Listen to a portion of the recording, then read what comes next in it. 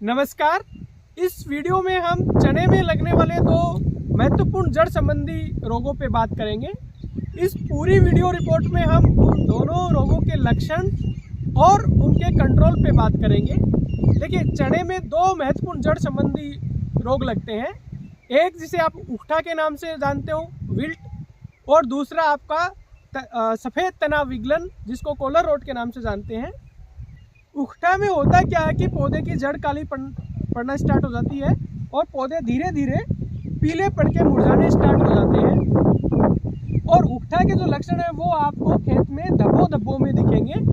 और जब उकठा ग्रसित पौधे की आप जड़ को और तने को चीर के देखेंगे तो उसमें काली आपको पट्टी दिखेगी। दूसरी जो बीमारी है वो लगती है आपकी कॉलर रोट, जिसको सफ़ेद तना विगलन कहते हैं। सफ़ेद तना विगलन बीमारी में होता क्या है कि आपका जो तने का हिस्सा जमीन से लगता है वहाँ से तना थोड़ा सा संकुचित होता है और उस पर सफ़ेद रंग की फफूंद आ जाती है। इस बीमारी में होता क्या है कि आपके एकदम धब्बों में पौधे खत्म ना होके लाइनों में कहीं बीच में पौधे आपके खत्म होते हैं। उकठा जो बीमारी है वो फ्यूजोरियम ऑक्सीस्पोरम फफूंद से होती है, और जो तना विगलन और जो जिसको कॉलर रोट बोलते हैं वो आपका स्क्लेशियम रोल्फाई से होता है। ये दोनों ही बीमारियों में पौधे आपके शुरू में ऐसे थोड़े मुरझाएंगे, फिर पीले पड़ने स्टार्ट होंगे और अल्टीमेटली आपके पौधे मर जाएंगे। इन दोनों बीमारियों का जो इलाज है वो खड़ी फसल में ही मात्र नहीं है, वो आपका बुआई से पहले से स्टार्ट होना चाहिए। सबसे पहला इलाज इन बीमारियों का ये है कि गर्मियों में आप गहरी जुताई करें और उसके बाद में आपके खेतों में यदि अवशेष हैं पिछली फसल के या घास फूस के, उनको आप ख़त्म कर दें।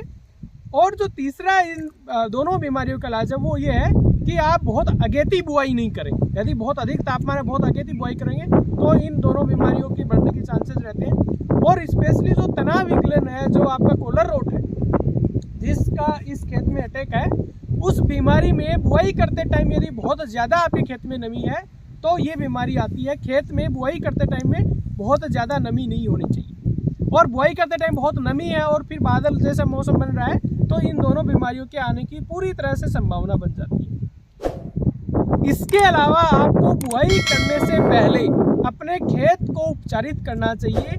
यदि अक्सर आपके इन दोनों बीमारियों की वजह से पौधे सूखते हैं तो इसके लिए आपको ट्राइकोडर्मा 3 किलो प्रति हेक्टेयर के हिसाब से 50 किलो गोबर की खाद या केचुआ खाद के अंदर मिक्स करके बुआई के पहले और पलेवा के बाद में खेत के अंदर समान रूप से डाल देना चाहिए।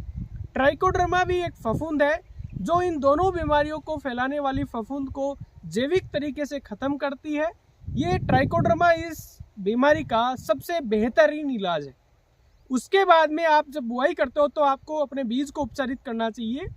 बीज उपचारित करने के लिए आपको कार्बेंडाजिम 50% जो बाविस्टिन आती है उससे आपके बीज को 2 ग्राम बाविस्टिन प्रति किलो बीज के हिसाब से लेकर आपको उपचारित करना चाहिए। इसके अलावा यदि खड़ी फसल में इन दोनों बीमारियों का अटैक आता है तो इसके लिए कई फफूंदी नाशक हैं, लेकिन सबसे सस्ता और सबसे प्रभावी है कार्बेंडाजिम 50%, जो बाविस्टिन के नाम से या किसी अन्य नाम से आता होगा। इसकी 2 ग्राम मात्रा प्रति लीटर पानी में लेके आपको स्प्रे करना है। ये दवा इस बीमारी को एकदम से ख़त्म नहीं कर देगी, पर इस बीमारी को एक बार रोक देगी। और जो आपका उकठा है वो तो पूरे सीजन में आता है, लेकिन स्पेशली जो कॉलर रोट है, तना विगलन है, वो आपका लगभग 1.5 महीने की फसल तक ही आता है। उसके बाद में इससे ज़्यादा पौधे प्रभावित नहीं होते हैं। तो ये कार्बेंडाजिम का यदि आप एक स्प्रे कर दोगे तो आपकी फसल को ये पार ले जाएगा।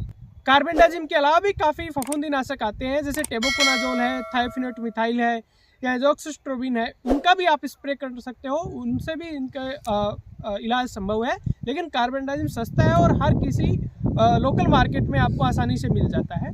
और एक बहुत महत्वपूर्ण चीज़ कि आपकी फसल में यदि पानी लगने वाला है तो आप कार्बेंडाजिम का स्प्रे ना करके कार्बेंडाजिम को रेत में या जो आपकी बजरी होती है उसके अंदर मिक्स करके और पानी के पहले खेत के अंदर फेंक दें और उसके बाद में पानी लगा दें, ताकि वो कार्बेंडाजिम दवा है वो आपके पौधे की जड़ों में चली जाएगी और ये फंगस खत्म हो जाएगी। यदि पूरी बात को सार रूप में कहें तो गर्मी में गहरी जुताई करनी है। बहुत ज़्यादा समस्या है, तो ये बीमारी का इलाज संभव नहीं है। इसलिए 2-3 साल के लिए फसल चक्कर अपनाएं, चने की फसल ना लें, फसल अवशेष या घास को ख़त्म करें बुआई से पहले।